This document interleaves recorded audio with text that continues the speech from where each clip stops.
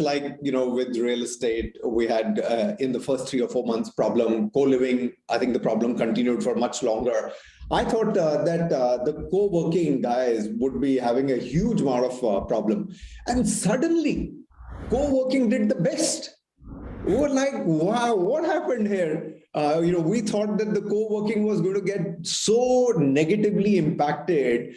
And it did. For the first 4, 5, 6 months, it did. But the way you guys have bounced back, and as SmartWorks, you've done an exceptional job in navigating through the first 4, 5, 6 months. But it looks like as if there is sort of no end to co-working, whether it's enterprise solution, whether it is startups, whether it's retail customers who are wanting seats. So what changed the mind of the occupiers during this COVID to just go for co-working? No, absolutely. Thanks a lot, Anuj. And finally, great to meet you virtually, and great to learn insights from Pradeep ji and Nikhil as well. So essentially, it's a great question. And we keep getting asked this often that, hey, look, COVID has actually acted as a vaccine booster in the entire industry. And predominantly, everyone seems to be doing extremely well at this point of time. But when you closely start analyzing that what really made up this entire growth curve, which has been so rapid in the last few months, I will humbly submit that, COVID is not the creator of this industry.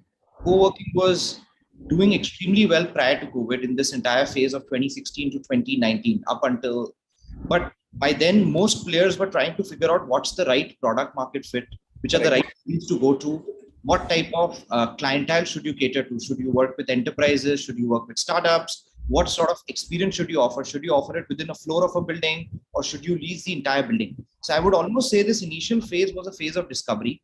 Obviously SmartWorks took a very bold stance, which was to lease large independent campuses, right, from unorganized, unbranded landlords, and focus primarily on enterprises. And that I feel, was a major decision which got vindicated in a post-COVID environment. Because again, as we think about the co-working segment, it's often understood to be catering more to startups. But the reality is that the co-working operators who were focused more towards startups actually suffered the most during COVID, because obviously with startups, there was a run of light towards work from home and safer pastures, because the uncertainty at that point of time, no one really knew how it would play out. But boy, if you talk about the large enterprise segment, this has become the new normal. As we start to think about hybrid workplace and how the workplace culture is now evolving into distributed offices, even if you're doing work from home, you still need workplaces. We increasingly are starting to see large enterprises. And when I talk about large enterprises, they would include Fortune 500 companies, Indian MNCs, a lot of them we work with, who now have come out in open, really ensuring that a large part of their portfolio will be coming to flexible workspaces, less of co-working, I would say, because they realize that the new workplace will require a new normal situation. And obviously, given the confines of this, as we've seen this play out in multiple industries, that the larger players tend to benefit disproportionately, because as you mentioned, the first 5-6 months were fairly frantic for us as well. While I can talk with a lot of optimism at this point of time, and even we have a fairly similar problem as Nikhil was alluding to, that frankly, the way the CAP product has been selling like hotcakes, we frankly don't have too much inventory to sell. And any new inventory which we would have anticipated, for example, we leased the world's largest standalone facility in Bangalore, because obviously you cannot ignore Bangalore. If you have to be relevant in the space, then Bangalore has to be. And that 700,000 square foot facility, the handover is only next month, but more than 50% of that is already leased out. Wow. As we speak. So from that particular aspect, and given the fact that you already have a lot of large enterprises in your fold, you're really farming a lot of new acquisitions with them while the market is adopting this and increasing their allocation. I would, safely sum up that, we're just entering into the golden phase for this industry. And in the next few years, we are still a drop in the ocean. The India RE space is about 1 billion square foot. Flex space together is only about 40 million square foot. So easily expect that another 50 to 70 million square foot would be added in the next 3 to 5 years. And obviously the larger players will tend to disproportionately benefit more than others. Harsh, I've been in this industry for long. I had not expected the enterprise solution to pick up so beautifully the way that it has. Did you anticipate? Well, to be honest, we've always been driven by the age-old belief in India, which Pradeep ji also briefly touched upon, that our psyche is towards low-cost functionality, and the enterprise segment is a segment that a lot of players have been trying to attract. The pricing might vary, the product might vary, and frankly, we always had this insight that if we are able to price this product well, and today, across India, our average would be less than $100 a desk.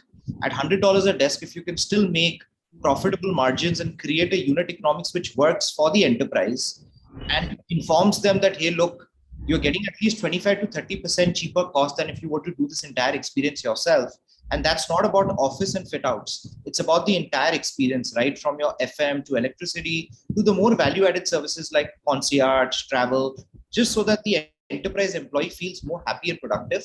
If you're able to create that narrative that, hey, look, this experience is going to make your employees more happy and productive, trust me, India is slightly slow to adopt. But when it does, and we've seen this analogous example play out in multiple industries, right? We went straight from 2G to 4G. There's been so many such instances. When we lap it up,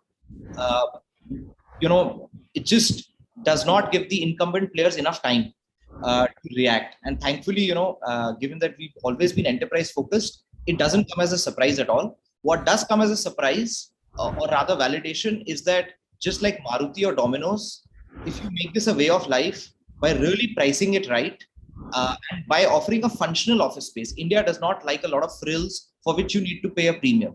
If you just do it right, there is no reason why they would not adopt it. And which is exactly what you said, is that Pradeep ji's model is also the same.